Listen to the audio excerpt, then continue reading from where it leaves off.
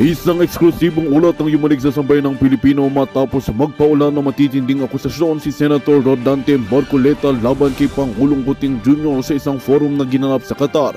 Ayon kay Marcoleta, may malalim at seryosong katiwaliang sangkot umano ang Pangulo kabilang ng maanumalyang paggamit ng pondo ng bayan at pakikipagsabwatan sa ilang dayuhang negosyante para sa pansariling kapakinabangan.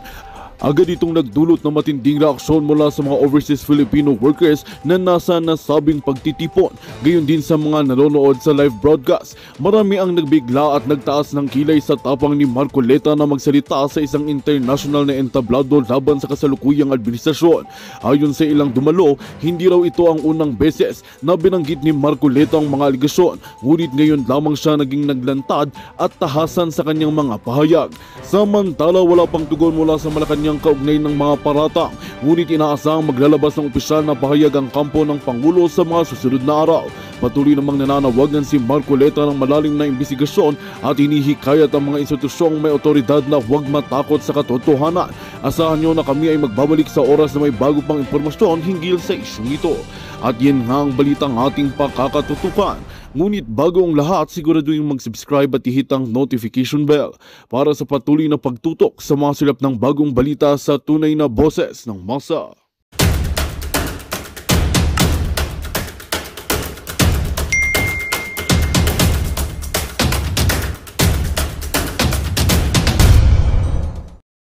Yan sa mga gusto sumali sa ating community, alam nyo na kung gagawin mga kababayan. Yung like button, yung join button, nandyan lang ho sa baba. Sa mga patuloy na sumusubaybay sa ating mga video kahit na wala ho tayo sa ating original na programming, maraming salamat ho. Palakpakan ho muna natin yung ating mga kababayan na talagang napakatindi kong sumuporta. At mega love shoutout na rin ho natin yung mga kasama natin dito sa PH Update na talagang napakasolid kong sumuporta. Mega love shoutout dito kay Sir Jordan Cabico, maraming salamat ho sa pagsuporta ha. Naku, dami ko na palang hindi na shoutout dito kay Ma'am Lovelyn Shibukawa, mega love shoutout, maraming salamat ho. Dito kay Ma'am Ariza Yen, mega love shoutout, maraming salamat ho. Dito kay Sale Bank 62, maraming salamat. Robert Dadia, maraming salamat ho. Ma'am Lovelyn Shibukawa, Ma'am Marie Flores, mega love shoutout. Maraming salamat ho sa pagsuporta sa PH Update. At sa mga susunod na linggo, babalik na ho tayo sa ating original na programming. Pero ngayon, tiyaga-tiyaga ho muna kayo mga kababayan. Maraming nagre-reklamo. Nasaan na yung audio, yung lugar, nasaan na yung yung dating setup mo, bakit biglang nawala? Meron ho tayong inaasikaso ngayong mga panahon na to. Pagkatapos ng inaasikaso natin na to, balik na ho tayo sa ating original programming. Ito, rekta ho tayo dito sa pagbisita ni BP Sara sa mga kababayan nating OFW dyan sa Qatar. Ibang klase ho ito mga kababayan.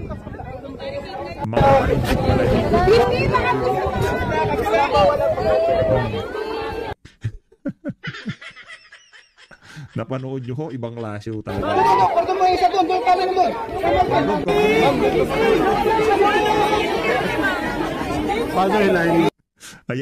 Ayan ho ang gusto nilang i-impeach sa Pilipinas.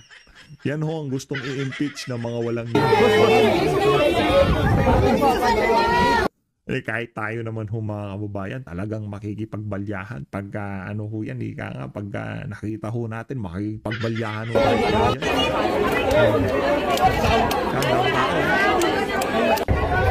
Parang nasa Davao lang ho itong si BP.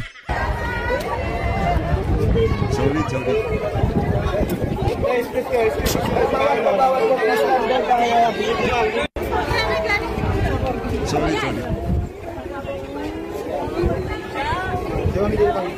Hindi ako nakapagpapicture. Grabe naman ho yan. Yan ho ang gusto hong i-impeach ng administrasyon itong si Marcos Jr. At wala dito sa video na to, wala ho tayong maraming pag-uusapan. Rekta ho tayo sa punto, direct to the punto. Dito ho tayo kay Senator Dante Marcoleta. Na-miss natin tong si Kong Dante. Ilang araw din natin di nakikita tong si Senator Dante Marcoleta. Ito, napapakong pa rin ho tayo kasi medyo hindi pa rin ho tayo sanay doon sa Senator. Pero masasanay din ho tayo. Sen, mega love shoutout Sen ha. Yan ang sinasabi ko sa inyo. Diba? Mga kasama natin diyan sa Duterte, kahit tapos na eleksyon, nanalo na yung mga yan. Pero yung kanilang pagsasalita, kung gaano yung intensity nung panahon ng eleksyon, siya pa rin hong nakikita natin ngayong mga panahon na to. Saludo kay Senator Rodante Marcoleta. Maraming salamat, sir. Saludo, saludo. Ayawan ko lang, Sen, ano? Dito nga, ito, hawak ko na naman itong isang resulta ng survey na ito, naging, alam nyo, ayawan ko lang kung ito'y totoo na. Kasi itong mga nakalipas, kami dito sa palatuntunan ito, habang kayo nangangampanya, isa kami sa mga nanggagalaiti sa resulta ng survey. Ano ha? Yung si Sir Jen, medyo napinobya na may phobia na sa survey. Pagka-usapang survey, medyo allergic na siya. Ito ngayon, mukhang naiba na ang mga survey pagkatapos ng eleksyon. Sen, alam niyo ba ito sinasabi? Naiba sa, anong ibig sabihin ng naiba? Naging makatotohanan ba? Naging konting mukhang unti-unting Nagtotoo na ba sila? Nagtotoo na ng konti. Sen, ano ha? Kasi kung hindi pa sila magtotoo, Ay, mukhang babagsak na industriya nila. wala na Mukhang di wala ba? na maniniwala talaga. Oo. Alam niyo ba itong sa ito to, na mahigit daw po sa kalahati ng mga Pilipino ang hindi sang-ayon. Ano ha? Wag mo na itong trust rating. Ano, sige, gusto nyo? Sige, ilagay nyo sa prompter itong yung trust rating. Basahin ko yung trust rating muna. Sige ha.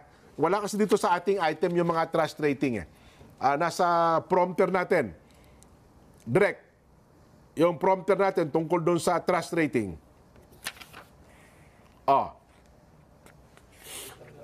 Wala pa. Sige, ito muna gagamitin ko. Ano ha?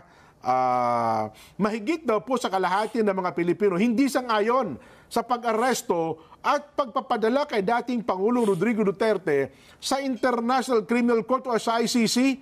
Ayon po sa mahigit sa kalahati. mahigit sa kalahati po. Kung halimbawa nakikipag-reconcile ang gobyerno, Jen, maging sensitive ka dun sa damdamin ng higit sa kalahati ng ating mamamayan, ayaw pala nila yon. Ayaw po. Hindi ka magagawa ng paraan para yung damdamin na yon ay maglubag man lang. Maglubag man lamang ng Higit sa kalooban. kalahati ang sinasabi mo Opo, ito po. Sabi niya, ayon po sa survey ng Pulse Asia, bago lang ito, mula May 6 hanggang May 8, 58% ng mga respondent hindi sang-ayon sa nangyari. Nangyari po kay dating Pangulong Rodrigo Duterte. Ngayon, anong gagawin mo riyan pag gaganyan? Nakikipag-reconcile ka Kasi dapat alam mo na, kumbaga sentimiento na ng taong bayan ito, di ba? Ano sasabihin mo sa kanila? Abala kayo sa buhay nyo. Kahit na maging 60% pa kayo. Ganun ba sasabihin mo? Hindi Ba't Mali yun. survey ka pa? 26% ang sumang-ayon, 16% naman ang wala pong posisyon. Pinakamarami sa hindi sumang-ayon, nasa Mindanao, bay mantakin nyo, 96%, almost 100%. Kasunod po, Visayas na nasa 60%, Balance Luzon, 42%, Metro Manila, 38%. Reflection ng nangyari sa election dyan, di ba? Tama kayo, Sen. Yan din ang naging resulta ng eleksyon. Ngayon, anong gagawin mo? Kung ikaw ay nag-o-offer ng kamay ng pakikipagkasundo, reconciliation. alam mo, ito ang gagawin nila. Shen, ito. Pakita ko lang gagawin nila. Nag-o-offer ng kamay ng pagkakasundo at bigla ho silang bibira ng ganito. Hindi yan ito. Ayan, bigla ho nilang gagawing tagapagsalita. Ito, anak ni Aban. Naku, may hugot ho yan kay Bibi Sara. Alam niyo ho ba mga kababayan na isa sa mga kinatalo ng ama niyan, si Vice President Sara Duterte. Kaya galit na galit yung ali na yan kay Bibi Sara. Ngayon, gusto niyo reconciliation at gagawin yung tagapagsalita ng House of Representatives. Huwag na tayo maglokohan dito. Huwag yung sabihin, separadong ahensya naman yan, separadong sangay ng pamahalaan niyang House of Representatives at Senado. Ang House of Representatives at ang Malacanang, separado yan. Kalokohan ho yan mga kababayan. Huwag ko kayo maniwala pagka pinaandaran kayo ng ganyan. ang damdamin ng kabuuan ng Mindanao, halos 100% ang nagsabi. Wala kang gagawin. Hindi ka magiging sensitive doon sa damdamin na yun. Pananatilihin mo ba na yung damdamin na yun ay nag-iinit? Abay, hindi. Kumbaga dapat papaglubagin yung kanilang kalooban. Kaya sila ang nakakaalam kung anong gagawin nila doon, di ba? Totoo. Kasi kung Kaya mo sinusukat kung anong damdamin ng tao. Para sa ganun, makagawa ka ng paraan Oo. kung paano pasasayahin ang kanilang damdamin. Pagkatapos wala namang nangyayari. Baka ho merong advice si Ginoong Frederick Go, yung kanilang economic advisor.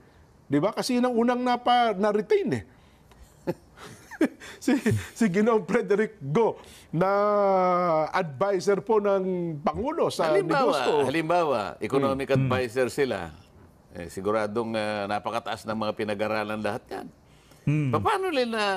Paano nila pangangatwiranan na napakaraming ayuda ang ibinibigay sa tao bago mag-eleksyon? Oo. Na yun namang ayuda ay hindi naman paraan at hindi naman sagot para maiangat mo ang buhay ng bawat isang Pilipino. Mukhang ganun nga po. Pagsasayang lang Hindi naman sustainable yun. Oo. Pero economic manager sila. Di ba? Pag tiningnan mo kung magkano lahat yung 5 ayuda na yan dyan na binibigay nila. Kulang-kulang 200 bilyon. Bilyong piso, opo. Oo. Ang tanong ko dyan, kasi kung ako magtatanong sa kanila, sino-sino nabigyan ninyo? Anong impact nangyari sa buhay nila pagkatapos nyong ibigay yan? Nako. Oo. Pinag-uusapan natin kalagayan pang-economic ng mga tao. O ngayon, wala silang pagkukulang itong mga ito. Wala bang nagsabi sa Pangulo na, Mr. President, parang mali po yung ayuda na yan Kasi po, nagsasayang lang po tayo. Kaya po, dumami po ang utang natin dahil sa kabibigay po natin. Wala naman pong katumbas na production yan. Oho. Di ba? Mukhang... Kaya po, tingnan po ninyo yung growth natin. Consumption-driven lang. Pagkabigay po ng mga ayuda na yan, wala na. pupunta po sila sa supermarket. Oho. Wala na po yun Pero wala Hindi. po Swerte pa nga kung pupunta ng supermarket kung paano kung nagpunta yan sa sa Tong-Itan? Paano ba nag-scatter yan, nag-online gambling, di ba? Swerte pa pagka dinala yung na yan. Kasi sobrang kita to, baka maparami ko pa to. Ganun kasi mentality ng ibang kumukuha dyan O yung iba naman, baka pagka umabot yan ng grocery, talagang swerte na. Yung iba dyan, pinangsisini lang. Nakita nyo naman yung mga nagtutupad, mga kabataan, mga dalaging ding, di ba? Pagka pinambili ng milk tea yan, tapos ang usapan, ika nga. Yung 5,000 pinang-book ng airfare papuntang Boracay o kung saan pa. Yun pupuntahan yan. Kapos ang kita. May kita yung mga yan. Ika nga pangdagdag, panggastos. Hindi pambili ng grocery. Diba? Yun ang problema natin dyan sa ayuda na yan. Wala hong ambag yan sa ekonomiya ng ating bansa. katumbas na production. Walang pagkakamali yung mga economic managers. Nako, dapat malalim nilang iniisip na mabuti yan. Paano ngayon yan? Oo. Mukhang dapat ma-realize nila talagang, yung ayuda. Yun yung sinasabi natin Saan ba ibinase yung retention? Oo. Dalawa lang kasi. Resignation, retention. Oo. O pinag-resign mo, inalis mo. Saan nakabase? Ano ba nagawa niya? Asan ang record? Oo. Nako. Isa naman, ni-retain mo. Bakit? Ba't mo ni-retain? Ano ba nagawa niya? Iba naman, nilipat mo. Diba? Isa, nilipat mo lang. Oo. Paano natin malalaman yung pagkakalipat niya, gaganda na ang kanyang performance dahil dinala mo ron. Oo. O baka mamaya, di naman niya rin alam yung pinuntahan niya. Dito may kasanayan niya, tinanggal mo, nilagay mo doon.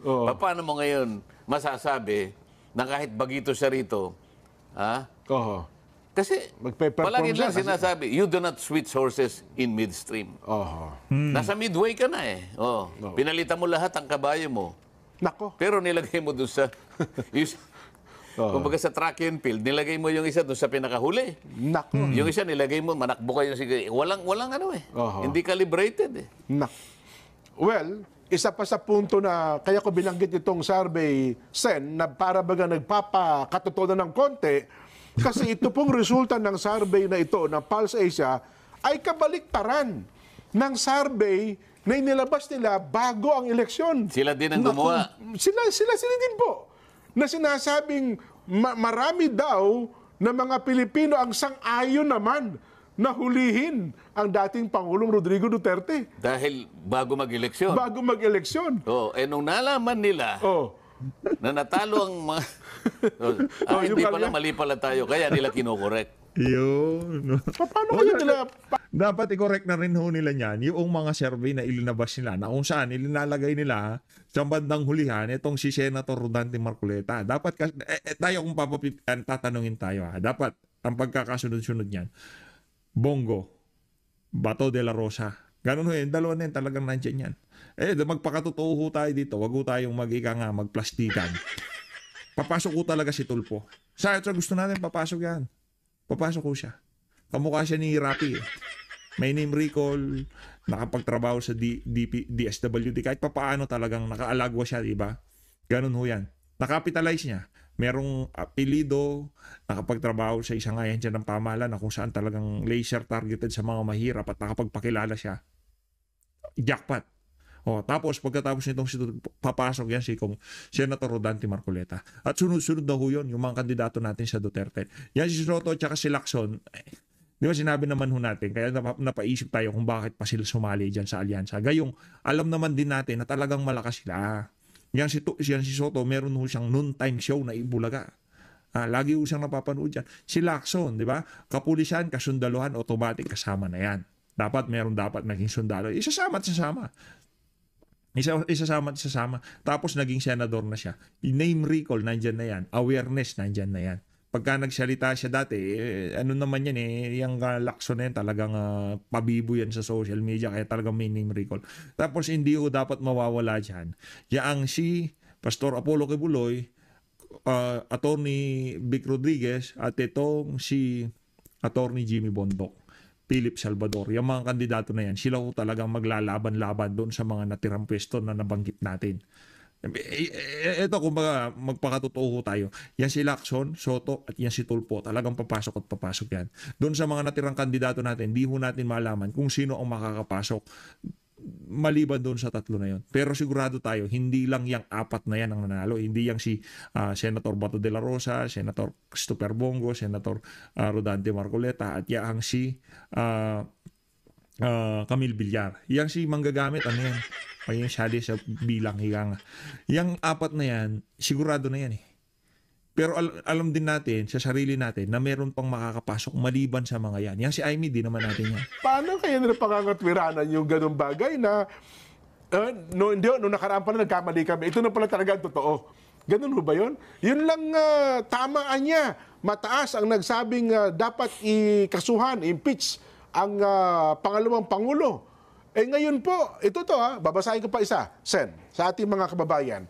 Mas mataas daw po ang nakuhang trust rating ni BP Inday Sara Duterte at ama nito, dating Pangulong Rodrigo Duterte, kumpara sa nakuhang trust rating ng Pangulong Ferdinand Bongbong Marcos Jr. Paano nila po-process yun? Nako, yari. Ayun na nga. In-impeach nila Yung isa, ikinulong. Bakit mas mataas yung trust rating? Sa kabila nun, nang ginawa doon, ano? Kaya nga. Sa pinakahuling survey po ng Pulse Asia Research, kung saan halos kalahati ng mga Pilipino nagsabing tiwala kay BP Sara at kay dating Pangulong Digong. Sa survey po, ginawa ng May 6 hanggang 9 na nilahukan ng 1,200 respondents, nakakuha po ng 50% trust rating si BP Sara, habang 63%, ito po hindi na ito Pangulo hindi na po ito Pangulo, pero 63% pa rin ang nakuhang trust rating ng dating Pangulong Digong. Sa pareho pong survey, ang nakuha lamang ng Pangulong Bongbong Marcos ay 32%. Nako. Dito sa ipakita niyo po yung nakita niyo po sa Pangulong ang ibinaba ay halos 2 digits pa rin mula doon sa dati. Yan mayroon hong sa NCR laki pa ng ibinaba niya, negative 10%. O negative 10. Nako. Grabe, negative 10. Undecided pala ito. Itaas mo ng konti, Direk. Ipataas mo ng konti para makita natin yung comparison. Okay, wala na. 38%. Yan ang sinasabi natin doon sa ating mga kababayan. Samantalang noon, bago mag-eleksyon, mukhang hindi ganyan ang resulta ng survey. Sen. At ang iba nga ay nagsasabing mukhang pabor pa raw po ang mga Pilipino na ang dating Pangulo at ang kasalukuyang pangalawang Pangulo ay naharap sa ganung mga asunto. Kaya nga siguro ibinibigay ang kamay ng pakikipagkasundo nang dahil nga dyan sa mga nakukuhang mga datos sa damdamin ng mga taong bayan. Totoo. Kaya na kailangan lang na maging seryoso din kung paano mo hahawakan yung kamay na ino-offer sa'yo. Kailangan makita yung Kaseryosohan at saka paano ginagawa, no? At yung katapatan, Jen. Yan, Importante yun. Oo. Ngayon, paano mo susukatan ng katapatan kung wala ka namang ipakikita? Kagaya ng binabanggit natin kanina. Dapat merong mag-initiate mula sa kanila na kakitaan ng katapatan. Pero ewan ko sa social media naman, sa kabilang banda, Sen, para mapag-usapan lang natin, ibig ba niya sabihin kung nag-aalok ng pakikipagkasundo ay inaabsuelto na sa mga kasong kinakaharap nito, gaya ng pamilya Duterte? Kung ganun man ang nakikipagkasundo man ng administrasyon, kung meron naman anyang mga kasong kinakaharap Hindi naman yung nakikipagkasundo ang naglilitis sa kanya, di ba? Ang pinag-uusapan, yung kamay ng pakikipagkasundo, kung tatanggapin o hindi. Okay. Labas doon sa anuman yung kaso na inaharap ng isang partido, hindi ba? Opo. Ayun. Galing talaga tong si Sen. Yun ang dapat na maunawaan ng ating mga kababayan. Kasi sa social media... questionable pa nga kung bakit dinala doon, hindi ba? Oo. Napakalaki ng legal issue tungkol dyan, hindi ba? Ayan. Hindi naman kumo nilagay doon, ibig sabihin may kasalanan na. Yung pa nga ibang usapin din Totoo. Kung may kasalanan, ba't di natin dito nilitis? Di ba? Nako. Anyway, basa lang ako ng ilang mga reaksyon, Sen, sa ating mga kababayan. Ang dami, binabaha tayo ng reaksyon Ang ating tanong sa palagay nyo, seryoso ba ang iniaalok na pakikipagkasundo ng Pangulong Bongbong Marcos sa pamilya Duterte? Ang sagot po ng iba, ito na po. B, hindi po kasi di naman sila magaling para maging prosecutor. Ano ibig sabihin? Jesseline Polintan, Calgary, Alberta. Ayun. B, hindi po yan seryoso. Cheryl de la Cruz, Pasay. B, hindi. Wag na tayo pabudol. Sobra talaga.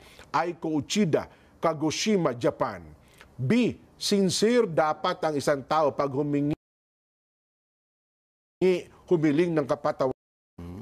Kaya tayo talaga ay proud na proud sa pagiging kaanib sa loob ng Iglesia ni Cristo. Anyway, Kong, sa ilan pa pong mga paksa na inihanda natin sa araw na ito. Pag-usapan natin, Sen, ito pong impeachment. Pero doon sa punto lang po na mga possible scenario. Ano ba ang posibleng scenario? Teka lang, by June 2, magkukunbin na ba agad ang Kongreso at ipupush na ba kaagad ang impeachment laban po kay BP Inday Sara? Di ba June 3 ang start noon? Pero anong scenario na na-expect nyo? Kasi di ba parang presentation ng mga documents pa lang naman ata yun, wala pang proper hearing, di ba? Hindi, yung articles of impeachment ang Ayun, babasahin nila dyan. Ngayon, ang magiging consideration dyan, sapagkat ang magbabasa niyan ay yung majority leader siguro ng Senado. Ng Senado, opo. Wala pa naman, hindi pa naman sila nakapagtalaga bilang isang impeachment court, di ba? Opo, hindi pa. Well, sa akin, ang isang, hindi ko alam, sa senaryo, halimbawa, maring mangyari, maring hindi, di ba? Okay, opo. Halimbawa, napag-usapan nila na, dahil nga sa nangyayari sa atin ngayon, Jen, nag-announce ng mass resignation ng ating Pangulo. Inaakala niya na ang performance na kanyang gustong makita para sa kabuuan ng bansa ay hindi na-achieve, Opo. Kaya siguro, iniisip niya na kailangan magtalaga ng sa ibang departamento para sa ganun, baka makabawi pa. Habang inaasahan natin itong mga ito, Jen, magkakaroon na naman ng impeachment trial. Ayan. Paano natin magagawa ito sa dalawang mga pangyayari. Gusto nating makabawi, pero nagkakaroon naman ng pagtatalo. Kung tatanggalin nga ang Vice President o hindi, parang yung momentum parang may epekto eh. Opo. Di ba? Paano kung maisip nung mga senador ngayon na na magagraduate naman sila sa June 30 pa diyan eh. Opo, doon pa matatapos ang 19 Congress eh. Oo, sa akin lang naman, palagay ko lang naman ito. Paano kung may magsabi na sa kanila na ayaw na namin ituloy ito? Posible bang senaryo yun? May senaryo lang naman ang pinag-uusapan Kasi natin. 23 senador natin ngayon, minus Sani Angara, di ba? Doon sa 23. Ngayon, ano yung 2/3 ng 23? Di 15. 15, mga ganun. 15, di 8 na lang ang magsabi, ayaw namin. Matutuloy pa?